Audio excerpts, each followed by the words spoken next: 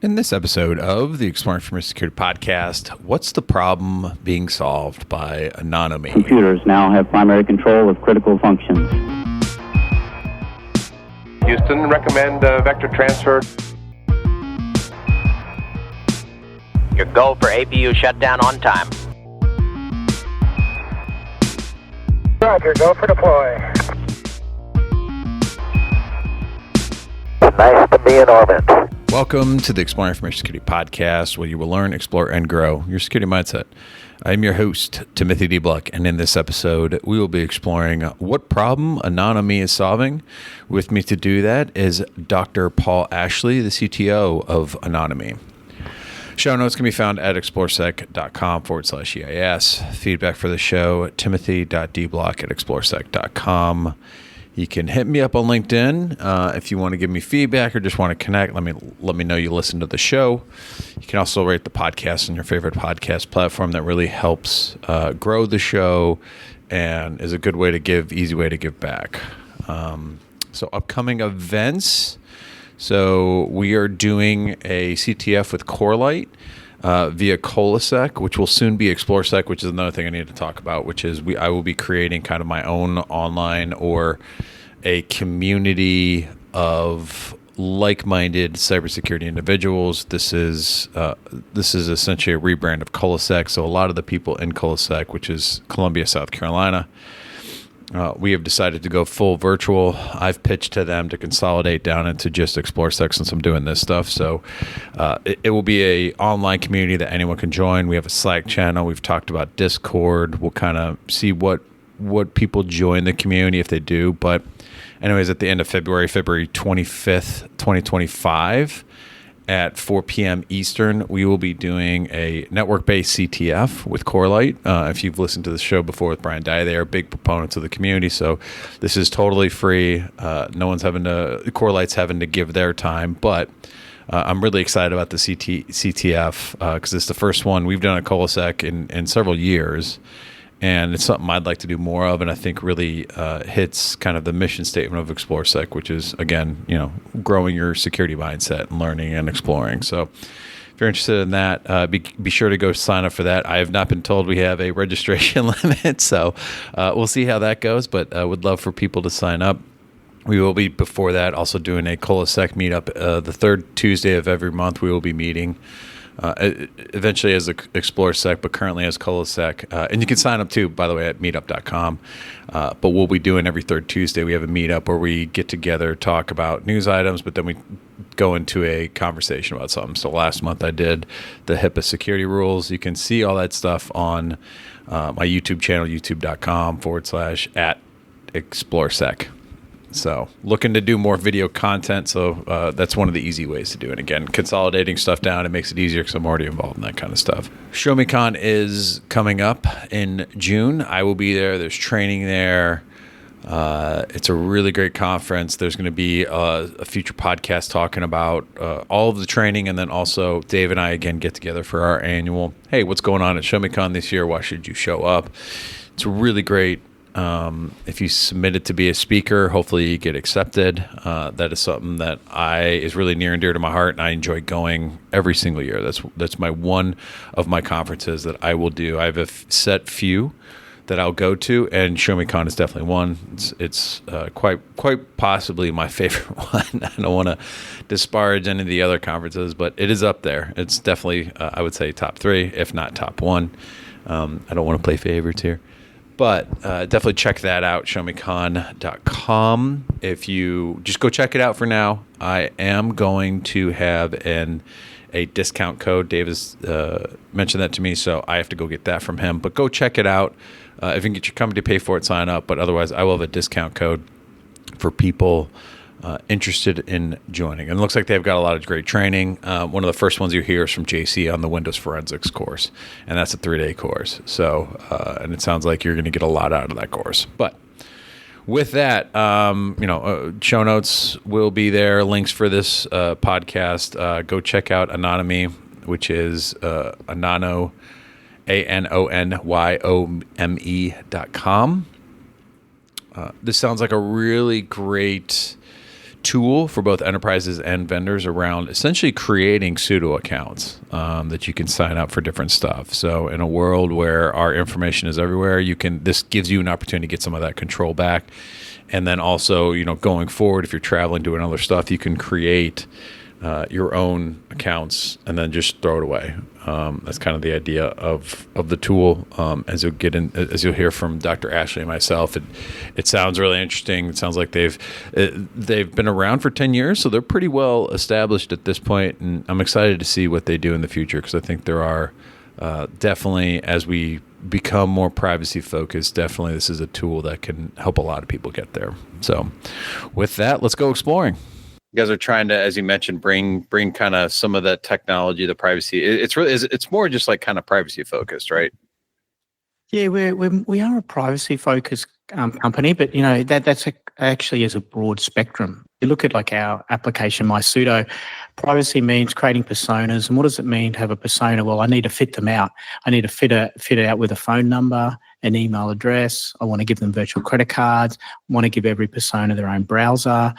And then you've also got, encrypted messaging. So you can do encrypted voice, video, encrypted email, all of those things. So the reason why we actually have something like 15 different services is that to be fully private on the internet, you actually need to do a lot of different things, because you're giving away personal information in all sorts of ways. And, classic example is you need to run a VPN. Why? Because otherwise you're giving your IP address on every connection. And so it's kind of a broad spectrum of services that can fit out what we call these personas, so that you can be more private on the internet. Really, I guess I see kind of a couple use cases, right? Is that in this day and age where, GM just got in trouble for selling to insurers, geolocation, other data, right? Yeah, I don't know if you guys actually can address that, because that's like a car-based thing, right? Where they're taking information from the car, but I can imagine with social media platforms, all this other stuff, mobile device data, you're trying to address that. But I feel like too, there's also that extreme of governments that are trying to catch, journalists, or in some sort of regime where it's, they're trying to really hold down the people and trying to track them. Do you see kind of a use case for that? Is it more just for kind of like today's landscape? It's actually a broad spectrum. Like, let's go from one end of the spectrum. So I'm at home, right? I need to use electricians and plumbers and carpenters and kind of strangers that you need to communicate with and need to come maybe to your house or something, right? At the basic level, say, like, don't give them away your mobile phone number. Don't give your personal email address to them. Create a pseudo for home. That's why I have a home pseudo, and use that for all of those sort of contractors that you use, right? Because then not only are you not giving them your mobile number and your personal email address, but you've also compartmentalized it. So if they want to send me a text message, or they want to call me, they're calling into that pseudo. So that's kind of the basic level of, I need someone for home. But then you go, okay, let's go to the next level up. Let's go, I need to do online shopping. I want to buy this part from a bike store. It becomes a bit of a security and privacy problem, because again, if you give your mobile number, they'll want your mobile number, they'll want your email address, but they'll also probably need a credit card, right? So you don't want to put your credit card out at some shop that doesn't have any security. So the idea again is to say, let's generate into MySudo app that phone number, that email address, and you can generate virtual credit cards, and then you can use those to buy things. And the idea is you're getting these kind of layers of protection. So if, for example, that bike store gets hacked or they sell your information, they're not really selling anything very valuable. They're just selling this pseudo information about you. So this is the concept we've got. And then you said, like, for journalists and that. So if you have a look at the app, if you and I are both using MySudo, it does have encrypted messaging, it has encrypted voice, it has encrypted video, end-to-end encrypted. And so in that case, you've got sort of the strongest level of protection. So, you and I could be communicating. We know that nobody can get in, including anonymity, because it's all end-to-end encrypted. And so that's at the other end of the spectrum. And so that's why, like, across our set of services, we apply something like maybe 7 or 8 of these to MySudo, but we actually have a broader set of services like that, because there are these different use cases. So we not only provide our own application, but we also work with enterprises to provide applications to their users and to enterprises so that they can, for example, get end-to-end encrypted communication and things like that. Okay, so yeah. So like you said, it's a pretty broad spectrum there. So Mhm. you can, from a consumer perspective, you can use that. But if you're an organization that might need to take it a little bit, have some of that more secure communications, you can go that Yes. route as well. We can provide that like end-to-end encrypted messaging for them and video and voice. Because what we're finding actually, a lot of organizations is surprising.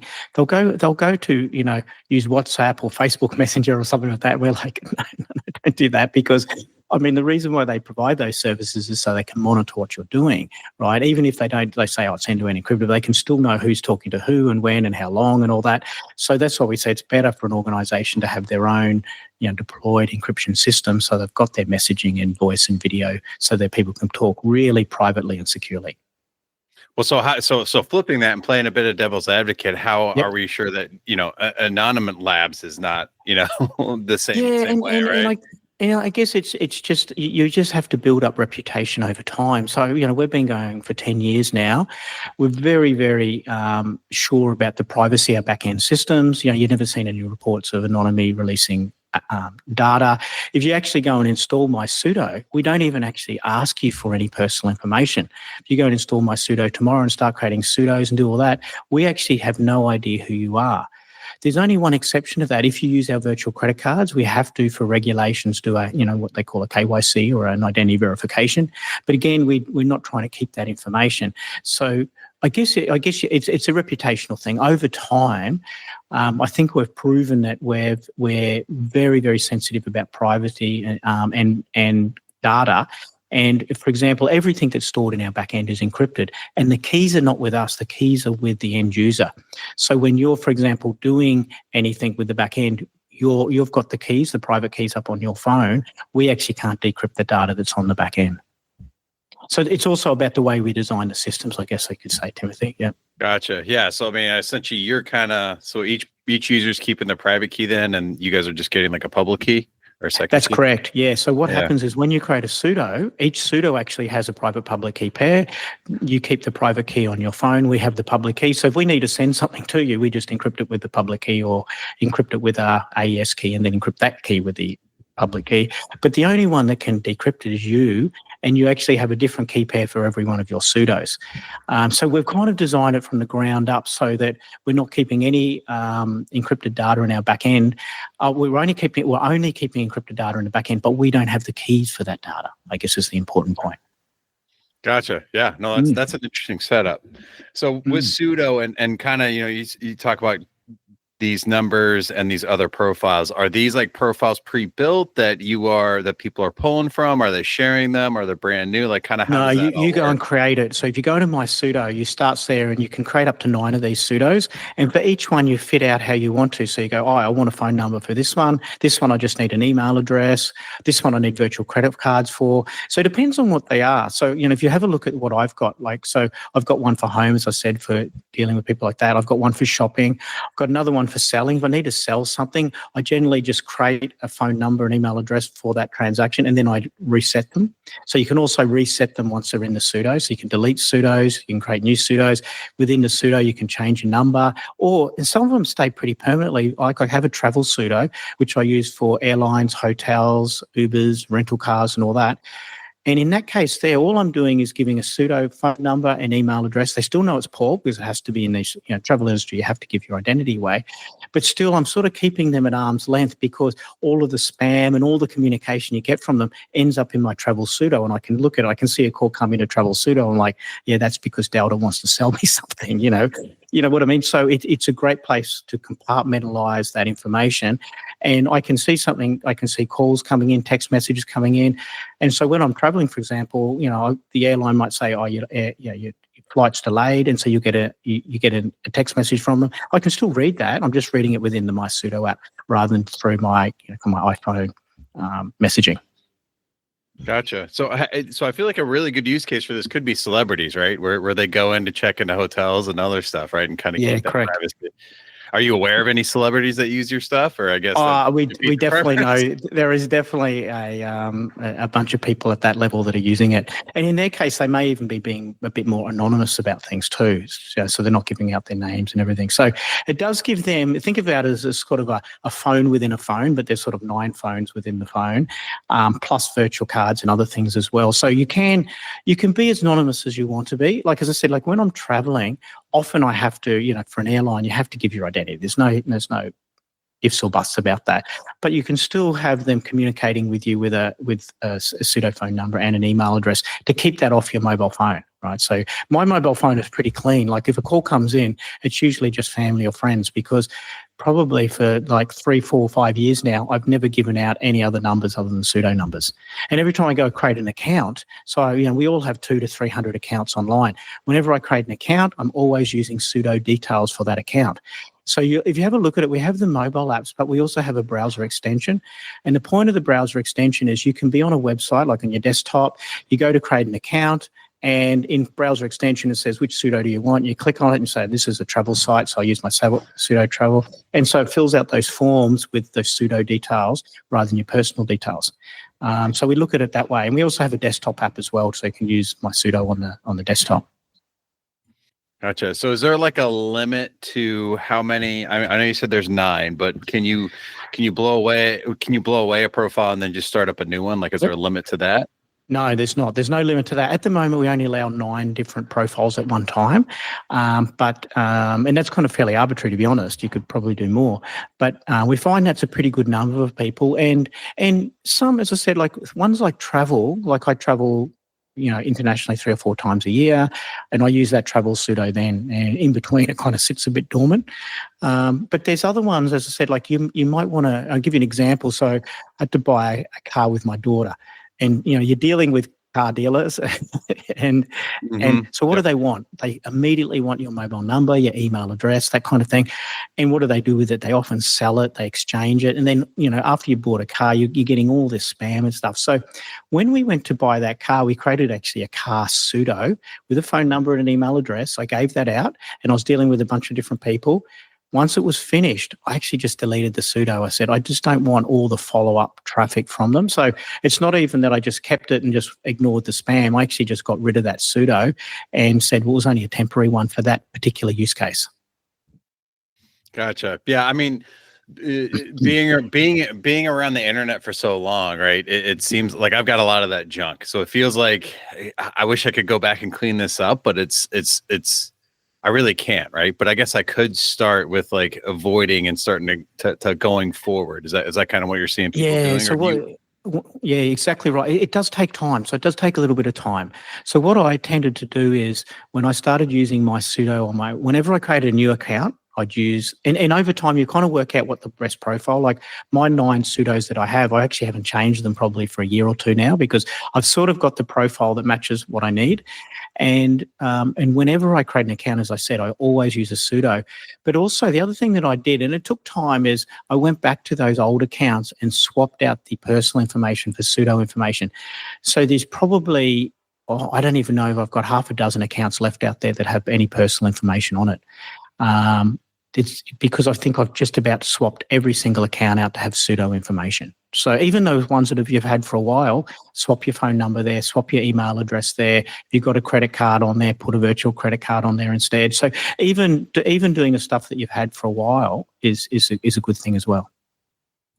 Yeah, I think even the virtual stuff, like I use things like, a PayPal or Venmo or Zello or other stuff or now kind of for that, but even that I like the idea of the virtual credit card, right? Yeah, and the reason we went for that approach, there's different approaches, right? We could have done crypto, we could have done anything, right? But if you think about using credit card numbers, it's pretty ubiquitous. You can use them anywhere. So as I said, like typically you just say you're a cyclist and you want to buy a part for your bike. You go online, you find this bike shop that has the part that you want, and mostly, these small bike shops, they don't have all sorts of different payment systems. Often it's just credit cards. So credit card is almost kind of like the fundamental way of buying things, is using the credit card. So I would say That's why we went for that approach. Some of these other ones are fine, but even them, you've seen like security and privacy incidents on those platforms themselves.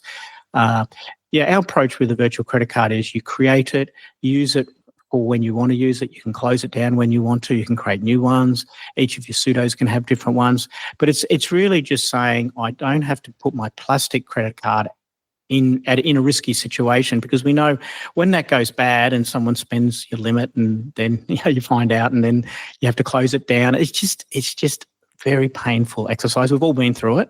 We've had credit cards, stolen.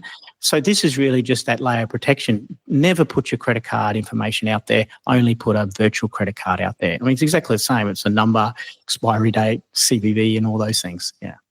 Well, there's been times where I've wanted to use sign up my credit card, but it's like I need like a burner credit card, if you will, right? Instead of like I didn't want to put my credit card information. Yeah, and that's what the virtual credit cards are. They're just a credit card that you can use once or as many times as you want.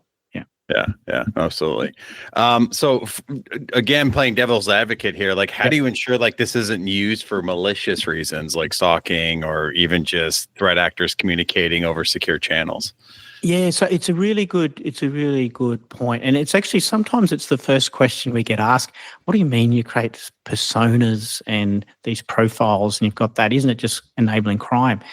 And I guess the way we monitor that is how many interactions we have with police forces and things like that. And it's actually more rare than you think it would be. You'd think it would happen a lot. But if you have a look at something like MySudo, to get a phone number, you have to, sign up to subscription through either the App Store or the Play Store.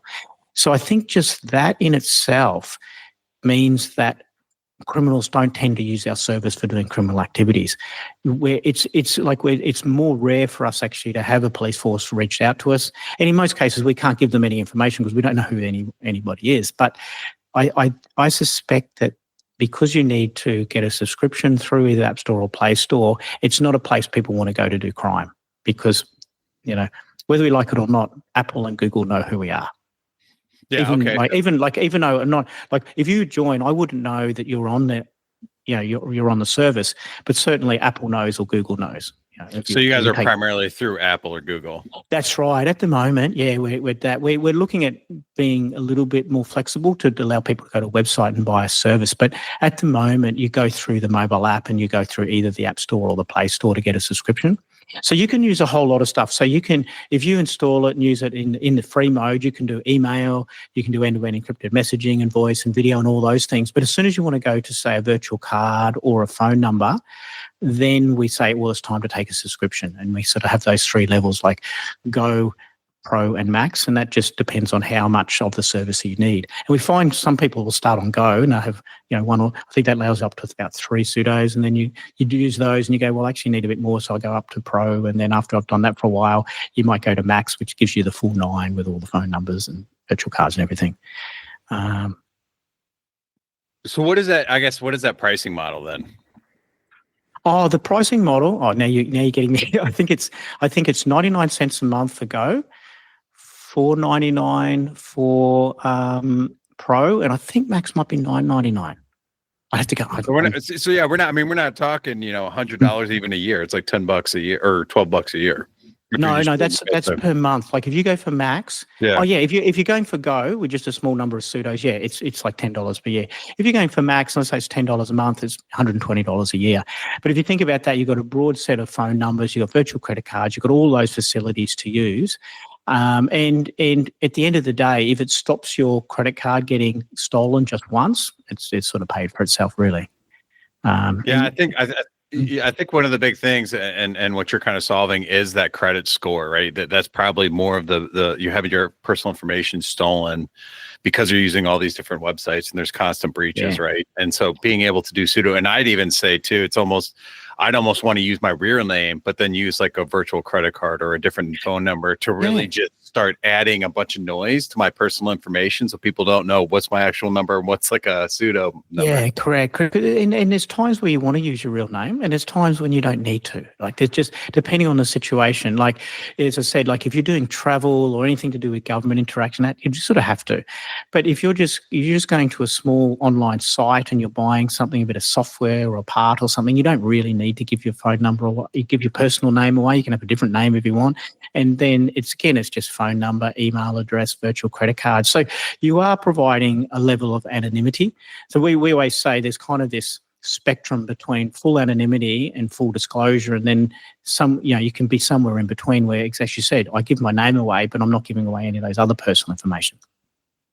Oh, that's awesome. Have you gotten pushback from any social medias? And I'll kind of give an example of coloring it a little bit. Is doing OSINT, right? There's sock puppet accounts that people create to be able to. At one point, I had a sock puppet account for LinkedIn that I was able to look up people without them knowing that myself, Timothy D. Block, was looking at them. But there's also other social media. People would create Facebook, other stuff to be able to look at other stuff. Have you gotten pushback from social media companies on the creation of these pseudo accounts? Because I imagine people could take these pseudo accounts and then create social media accounts with them. Yeah, and I think it's generally true that the social media companies, whether it's X/Twitter, whether it's Facebook or any of these, they generally frown on having multiple accounts and they try to detect them. So even if you've got two different accounts on Twitter, as soon as you use the same IP address, then they can detect it. Then they might raise an issue with you. So I think the answer is yes. The social media accounts do try to prevent that in a lot of cases, but that doesn't mean you can't do it. It just means have your iPad where I use my personal Twitter account and use your work PC for your work Twitter account. Doesn't mean you can't have these different profiles. It's just that they try to correlate them together if they can.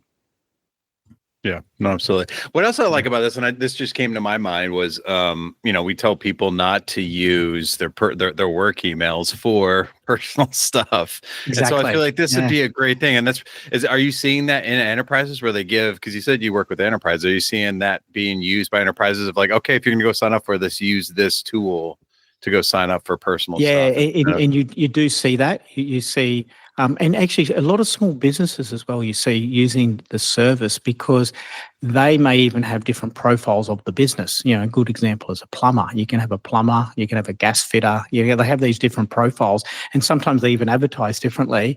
And so they can have different phone numbers and different email addresses for that. Yeah, so we do see the use of that. Even myself, like I have a work pseudo. Like I do have my work email address and that, but I also have a work pseudo that I might want to sign up to get a white paper or something like that. Because if I use my work email address, we all download white papers and things. If I use my work email address everywhere, I'm just going to get spammed, right? Again, on that work email address. So it's the same problem. So I have a work pseudo myself with their own phone number and email address, etc. That's still Paul Ashley, but it's got different details that I use for different situations, which means those communications end up in that pseudo and not directly into my work account.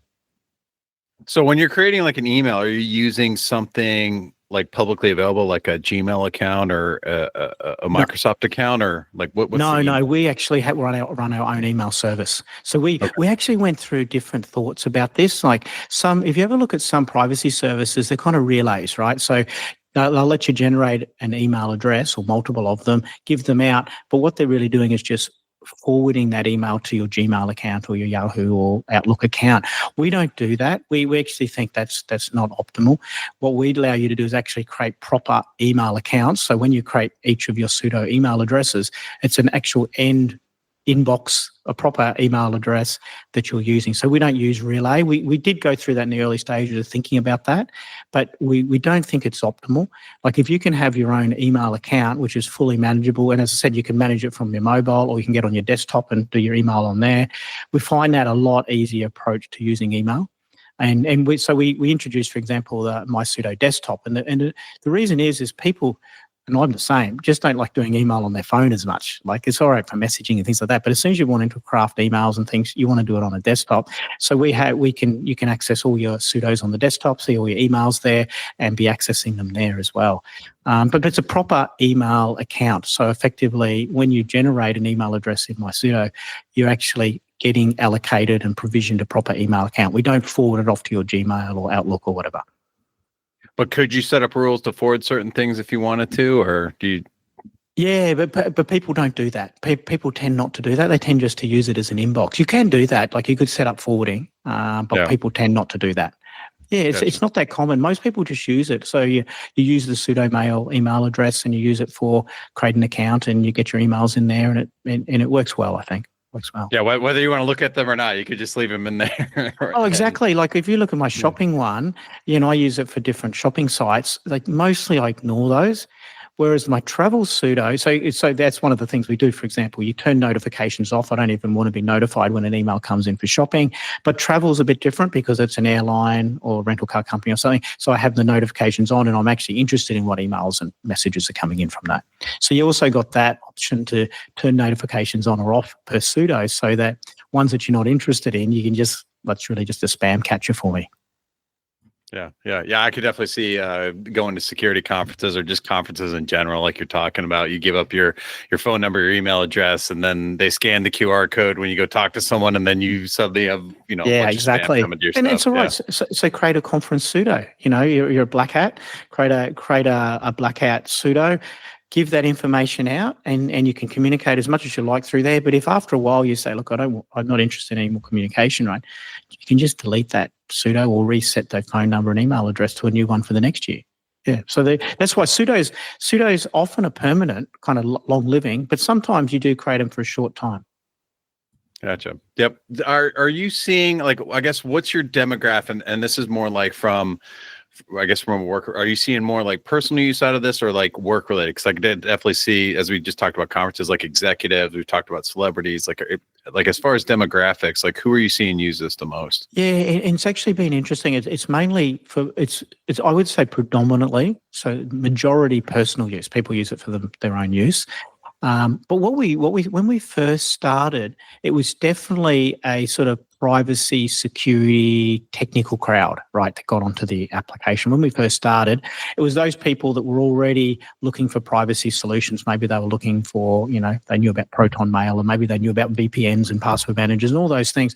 They were our initial set of users. But we've noticed over time that we've got, let's call them normals, more normal people, have got onto it and started to use that pseudo concept. So that's changed over time. So MySudo's been there for about 5 years now.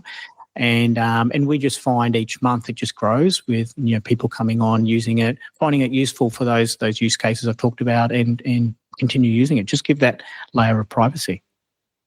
Yeah, no, absolutely. No, it sounds really great. What's your favorite success story from, whether it's personal use or and you don't have to say like a client or give up any names, but like what's your favorite success story of using Pseudo and pretty much anything you guys offer? Yeah, I think what we're very happy to have, because we obviously deal with a lot of people directly, and I think it's those stories we hear about people who before Pseudo, where they were getting spammed, where they were getting calls on their mobiles, they were getting text messages, and they're getting identity theft or financial fraud through their credit card numbers.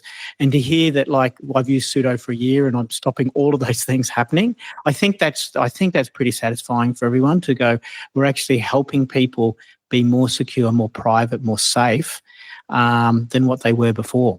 I mean, even things like, online dating and things like that. If you can give a pseudo number, you can text them, you can call with them. But if things go bad, just delete it and they can't contact you any further. So there's almost 3 layers to it. There's like this safety layer, there's the security side of it, and there's a privacy side of it. Cool. What's ahead? Like, what's on the roadmap for? For going, what's on the roadmap? There's lots of stuff we've been talking about. I haven't talked with you at all about decentralized identity. So I can talk a little bit about that. So decentralized identity is kind of a new technology that's come around for about the last 5 years or so. And the idea is, let's talk about the other models. Like when you go onto a website and you create a username, password, and you give them a bunch of private information, which is still very common, that's what they call centralized identity and access management. Probably in the 2000s, we started to introduce federated or social login, where you go log in with Google, log in with Facebook, and that's still popular, right? Every website you go to, it's either create an account with an email address or log in with your Facebook or Twitter or something like that. Decentralized identity, look as the third wave of identity management. And the idea here is this, that you have a wallet, and you have a wallet usually on your mobile device. And that wallet is used to hold your identities. And there's this kind of, rather than going onto a site and creating a username, password, and a login like that, you actually just create a connection to them. So it's the idea is you create a connection, and then you're exchanging these things called verifiable credentials. And I'll give you a really good example in the US at the moment. So if you look at driver's licenses across the US, about 20 states already do what we call mobile driver's license or electronic driver's licenses. That technology is actually decentralized identity. All they're doing, let's take the California example, you can go and download their app, right, which is just a mobile app. Inside that app has a wallet, and in that wallet, they issue an electronic verifiable credential, a credential that's your driver's license, which you can then present. So you can present it, online, or you can present it in person. So the reason I bring up that story is that's something that's spreading right around the world, that technology. And so we'll be adding a wallet into MySudo, a decentralized identity wallet for you to be able to manage your verifiable credentials and your identities. And the idea over time is where it says username, password, or it says federate through Facebook. A third option would be linked through decentralized identity, where your wallet just does a connection to that site, and then you can be exchanging information with that site through your wallet. And so it's a kind of a different authentication process, but it's also a way of giving information across that you can control. So that's something that will go into MySudo. We've actually had a wallet for a number of years and an SDK and all that, a decentralized identity wallet. So we'll be putting that into MySudo.